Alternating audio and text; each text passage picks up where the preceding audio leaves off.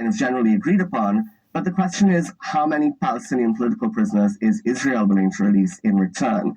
There's a certain Palestinian leader called Marwan Barghouti, really seen as a unifying Palestinian figure, and Hamas has said they want him out of jail. Now, for a lot of Israelis who don't want to see a kind of unified Palestinian movement, that's a no-go. So there are a lot of sticking points here, and it's up to Secretary Blinken to kind of push everyone towards a median. I think the Qataris can certainly play a very helpful role here with Hamas. What is the U.S. doing? But any indication of U.S. seriousness is what's needed, and we haven't yet had that, certainly not from President This may lead back to the Bush and administration. Akbar, as you said, the issue of the release of Palestinian prisoners is something that Netanyahu, at least, has ruled out. As well as the creation of a Palestinian state. So it's unclear how, these positions can be reconciled because there's no incentive for Hamas to go along with this. But I wanted to ask, Saudi Arabia is also pushing minimally for the minimal condition of the creation of a Palestinian state. But where do other Arab states stand? Including Egypt and Qatar, who are the negotiators, as you said, the mediators. Even though the Arabs are where else do Arab states stand on this? And is it important at all?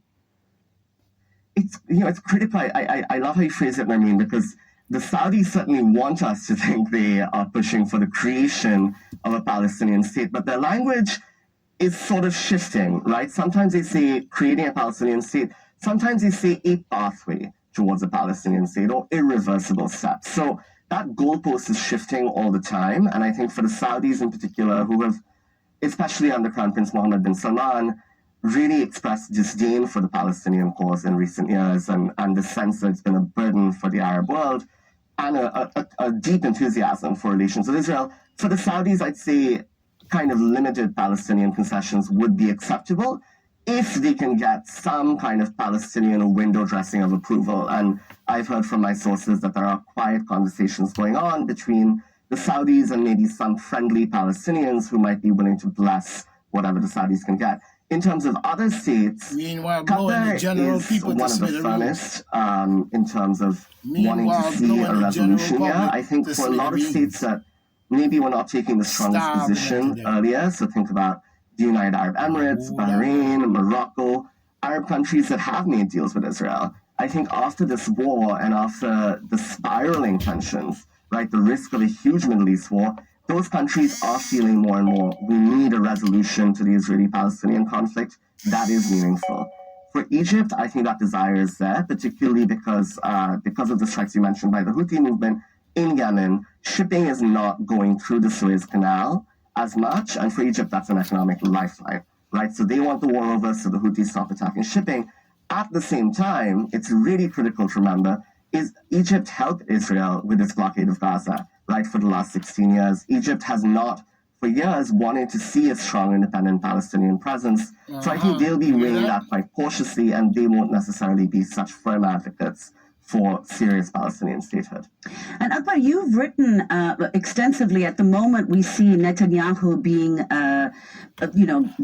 singled out as the person who is responsible for the present situation. He certainly hasn't made it any easier and arguably, of course, much more brutal. Although, as you point out, it's important to look at the long-term context in Israel and, in particular, U.S. support for Israeli policies, whatever form they've taken. So if you could elaborate on that and what distinctions you see between Netanyahu and his predecessors on the question of Gaza. Absolutely. So Netanyahu is an easy bogeyman from a U.S. political standpoint. You're already seeing Democrats who are kind of scrambling to defend President Biden's policy here. They're saying, well, it's not really about Biden, it's about Netanyahu. And given that Netanyahu was so close to former President Trump, opposed President Barack Obama so vocally, for Democratic voters, yes, Netanyahu is an easy bogeyman, but absolutely we have to look at the context. And for the first 3 years of the Biden administration, 2 of those years, they did not have a Prime Minister Netanyahu. They had a different Israeli government, slightly more moderate, certainly including non-Netanyahu figures. And in that moment, the U.S. did not, try to pursue any kind of progress, right? President Biden didn't even reverse policies that President Trump had imposed that were anti-Palestinian and pro-Israeli. So to me, the thing that needs to be questioned in this moment, certainly Netanyahu, personally corrupt, attempting to hold on to power for as long as he can. But as one Israeli analyst put it, there's a, quote, culture of impunity, right, in U.S.-Israel relations. And that's what really needs to be analyzed right now. So if you think about the broader Israeli political establishment, the person who would take over if Netanyahu were to be unseated in weeks, months later this year, is someone called Benny Gantz. He's a former Israeli general. The military is understood to be a bit more pragmatic on the Palestinian issue, just from a strategic and security standpoint, than politicians are. All that said, even a Prime Minister, Benny Gantz, might not be willing to accept statehood, right? Might not be willing to give Palestinians security control in Gaza.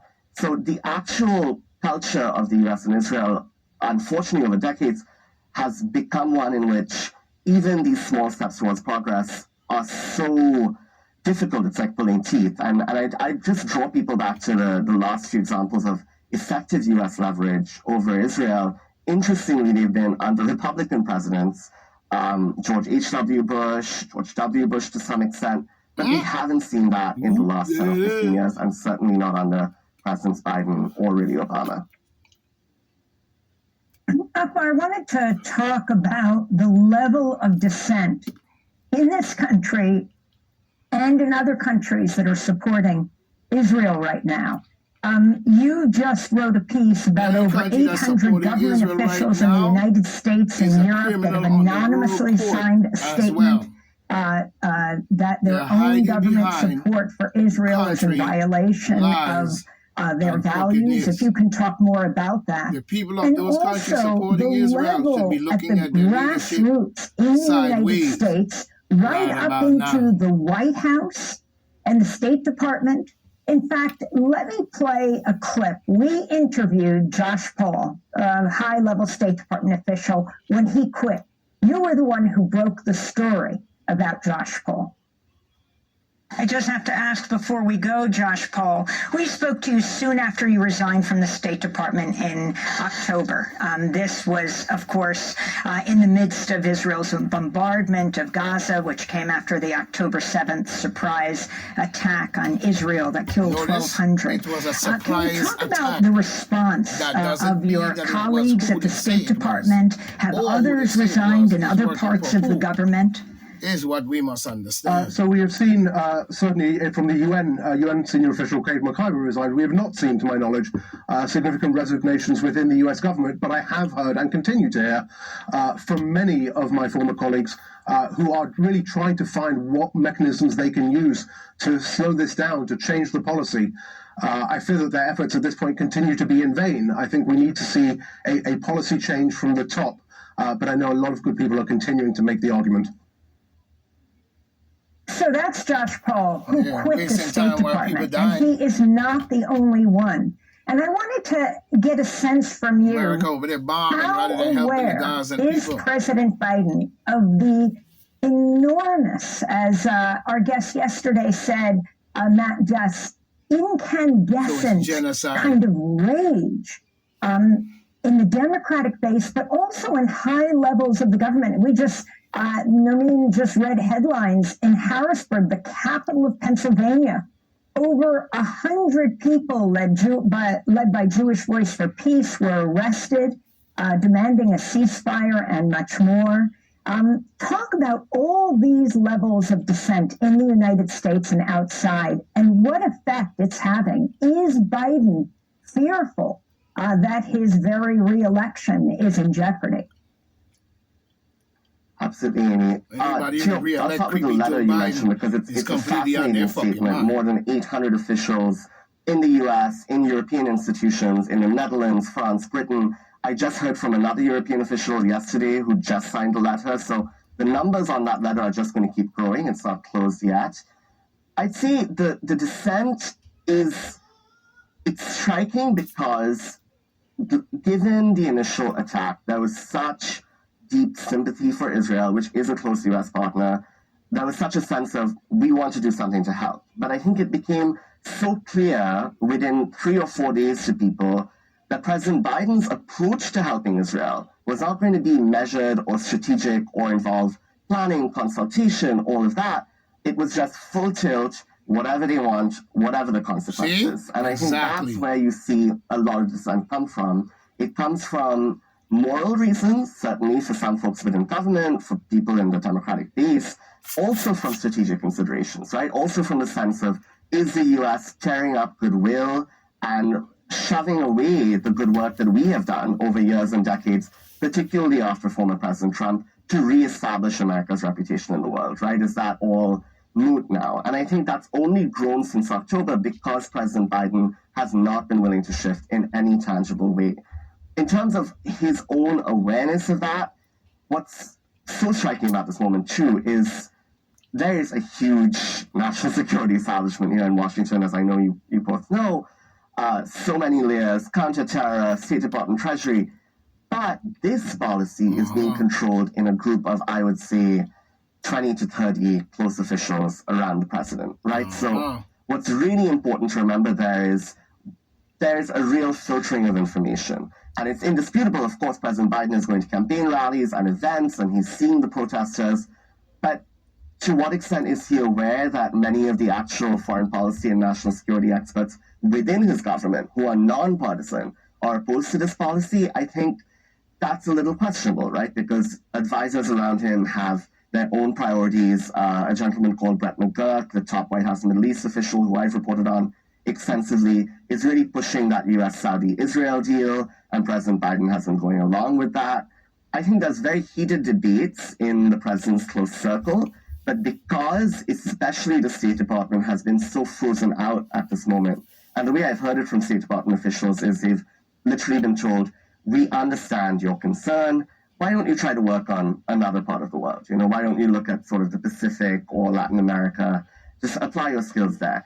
I think that kind of dismissal of this really reasoned dissent and the response to it of listening sessions and town halls and we feel your pain. People don't want their pain to be felt. They want to see a shift.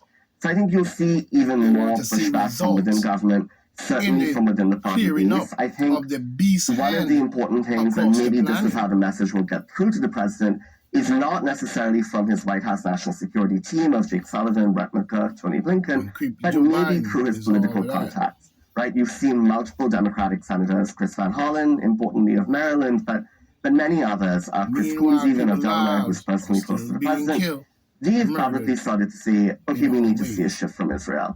So once those lawmakers, once governors, once others who are actually elected officials start signing up, you might see a shift from the president. But right now, there's still a wariness even on those fronts. I reported yesterday that this new bipartisan border package that was unveiled had Democratic senators agreeing to defund the UN Agency for Palestinians. That's a reversal from the Biden administration's own policy, a reversal from Democrats, a triumph from Republicans. So I think as soon as elected Democrats kind of find that assertiveness, that's when you might start to see a shift from the president. Well, we'll just be speaking to a doctor who's recently returned from Gaza, where we'll discuss what's happening with UNRWA in Gaza. Thank you so much, Akbar Shahid Ahmad, Senior Diplomat.